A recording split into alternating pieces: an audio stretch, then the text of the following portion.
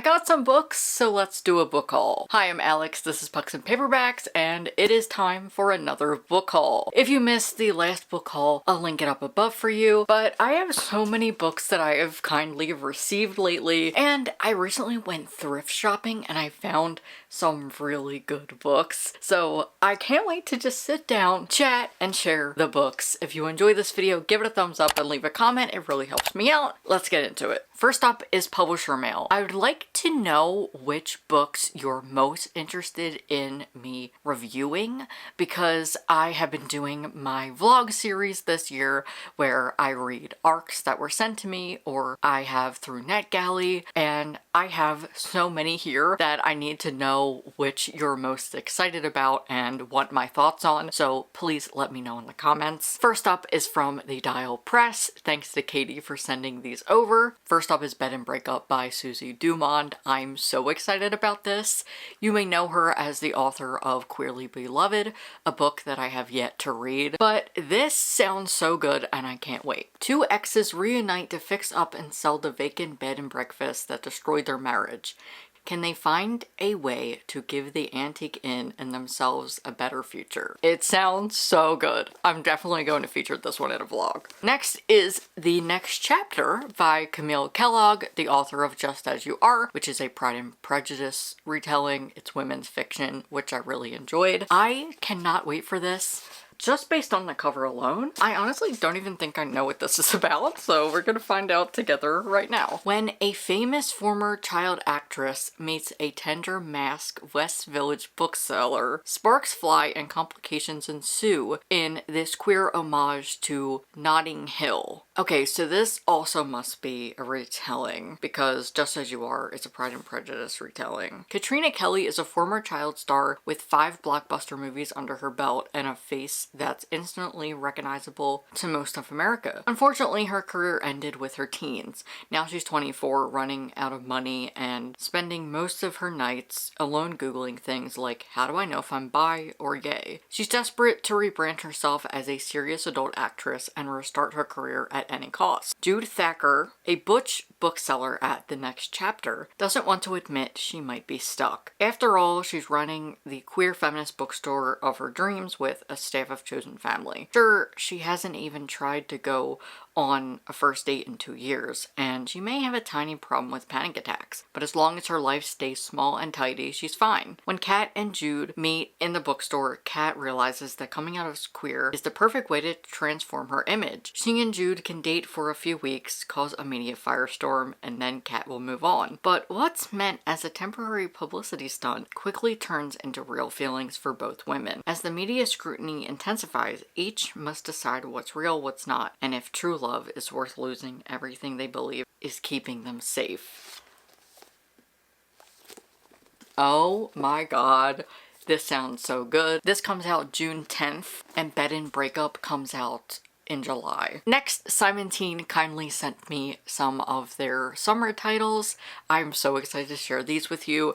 I shared some on Instagram, so I'll link that down below if you want to check it out. But the newest acquisition is Love at Second Sight by F.T. Lukens. I have yet to read from this author, but this sounds really interesting. Heartstopper meets Supernatural in this romantic fantasy. 15-year-old Cam Reynolds is not thrilled about having to change high schools during his sophomore year. He hopes to fly under the radar, which shouldn't be too hard considering he's a human going to school with kids who have super cool paranormal powers, like his best friend and witch Al, and his longtime werewolf crush Mateo. Then Cam has a psychic glimpse of the future in front of the student body, seeing a gruesomely murdered teen girl from the point of view of the killer. When Cam comes to, he knows 2 things. Someone he goes to school with is a future murderer and his life is about to change. No longer a mere human, but a clairvoyant, one of the rarest supernatural beings. Cam finds himself at the center of attention for the first time. As the most powerful supernatural factions court Cam and his gift, he'll have to work with his friends, both old and new, to figure out who he can trust and who might be a werewolf in sheep's clothing. Because the clock is ticking and Cam and his friends must identify the girl in the vision, find her potential killer, and prevent the murder from happening. or the next murder Cam sees might be his own. Yo, this sounds good. This sounds really fun. This comes out April, so if I am able to fit this into a vlog, I will, but I honestly don't think I'll have time. We'll see. If you would like me to talk about this, I definitely will prioritize it.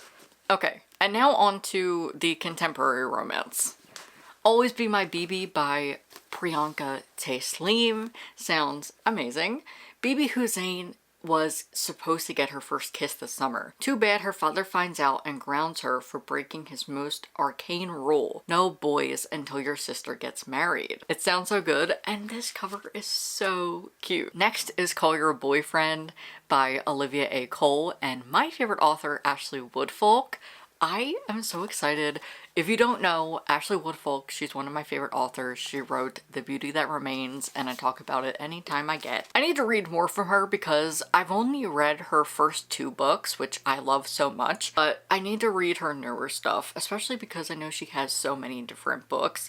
There's this memoir that I want to read from her. Maybe I just need to do a week of reading some Ashley Woodfolk. But this is Call Your Boyfriend, and the cover is so nice.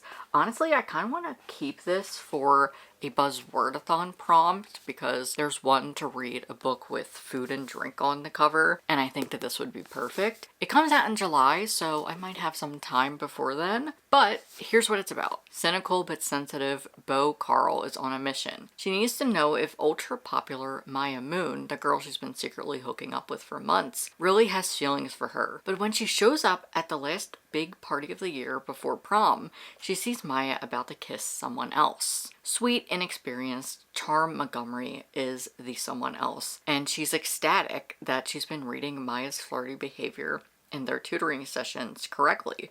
But when the kiss is interrupted and Maya accepts an elaborate proposal from her douchey popular boyfriend just a few days later, both Charm and Beau end up heartbroken. There's only one thing for them to do: get her back. And the only way to do that is for Beau to tutor Charm on how she can get their former crush to fall for her so hard that Maya will dump her ex and then get dumped for once. As their plan starts working, Beau and Charm grow closer too, in a way neither expected, but it's either of them ready to let go of their scheme to take a chance on something a little sweeter and scarier than revenge. This sounds so good and adorable. I'm getting some John Tucker Must Die vibes, but a John Tucker Must Die, but it's sapphic and the girls fall for each other. What else could you ask for? That sounds so good. And the last from Simon Teen is Meet Me on Love Street by Farah Haran. This also has a great cover and it sounds so good. I just love some YA contemporary. They're so good. Sana Morali is a certified hopeless romantic. It's inevitable when she literally lives on Love Street, a cute side street full of mom and pop shops and cozy apartments with her florist mother, her part-time job at a vintage shop, and her adorably curated wardrobe. Sana knows she's what meet cutes are made of, and it's only a matter of time until her own happily ever after. When the neighborhood is threatened by new developments, however, her plans for love get pushed to the back burner as she and her neighbors rally to host a festival that will finally put the neighborhood on everyone's radar. Because what better way to get people to fall in love with Love Street?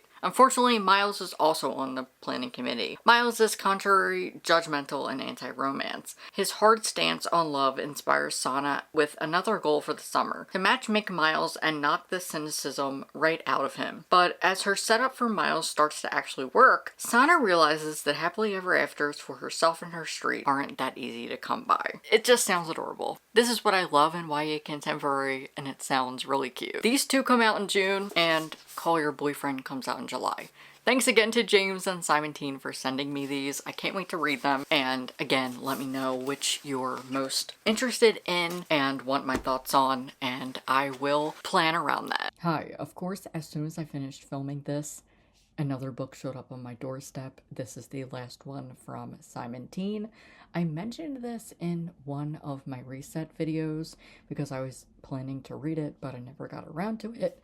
But this is Till Death by Kellen McDaniel. It's their debut, and it has gay vampires. And last, for publisher mail, I have one final book. I had been waiting for this. A Gentleman's Gentleman by TJ Alexander. I was sent it by a PR company. I can't remember the name off the top of my head, so I will put it on the screen. Thank you so much to them for sending me this. I really appreciate it. I was going to try and fit it into my one vlog, but I'm just gonna read it on my own this month. It is a historical fiction. It's a trans Regency romance. It sounds so good. I'm so excited. I'll read you a little bit of it because I did read it in my vlog for February. And so I've already talked about this, but in case you missed that vlog, I will link it down below, but I'll tell you a little bit about it. Kat Sebastian blurbs it saying, a thoroughly charming confection of a romance. If you're looking for a tender, gentle, slow burn, this book is for you. The notoriously eccentric Lord Christopher Eden is a man of unusual make and even more unusual habits. But Christopher's pleasant, if occasionally lonely life is upended when he receives word that he must find a wife if he intends to keep his family's fortune and the Eden estate. Christopher's situation is dire, as women do not appeal to him. His chances of making a wife happy are slim. Furthermore, if his quest to marry has any hope of succeeding, he must acquire some more suitable staff. With its heady combination of dry wit, slow burn sexual attention, and nuanced portrait of trans identity, A Gentleman's Gentleman stands to transform the historical romance genre as we know it. So this is a trans Regency with some marriage of convenience. It sounds so good, and I can't wait to read it. Okay, I thought the publisher mail was over. It's not. I was also sent, I believe by the publisher, Glitch Girl by Rainy Oat. Apologies if I'm saying that wrong, but this was pitched to me because it is a middle grade with a trans girl protagonist who has ADHD. And I was like, hey, that's so cool. The cover also is awesome. It's a novel in verse about a trans girl who plays a computer game to process an ADHD diagnosis, the isolation of middle school, and her relationship to gender. Oh my god, this sounds so good. I'm gonna try and pop it into a vlog this month, but honestly, I don't know if that's going to happen. I hope I can, but if not, you'll see it eventually. Those are all the books I was sent by publishers. Thank you so much to those publishers for sending these over. I really appreciate it. If you're new to my book hauls and my channel, hi. I put titles in my description for your benefit so you know what books I'm talking about. But I'm also an affiliate on Bookshop, and I have created a bunch of lists. If you purchase any of the books that I've mentioned, it gives me a small commission. It's no extra cost to you, but it really helps me out. So if you're interested in pre-ordering or buying any of these books, feel free to use my link. It really helps me, and I really appreciate it if you do so. I have created 2 lists of just 2025 releases, as well as books that I have talked about here and on Bookstagram. So almost every book I've ever mentioned is on that list. Again, they will be linked down below.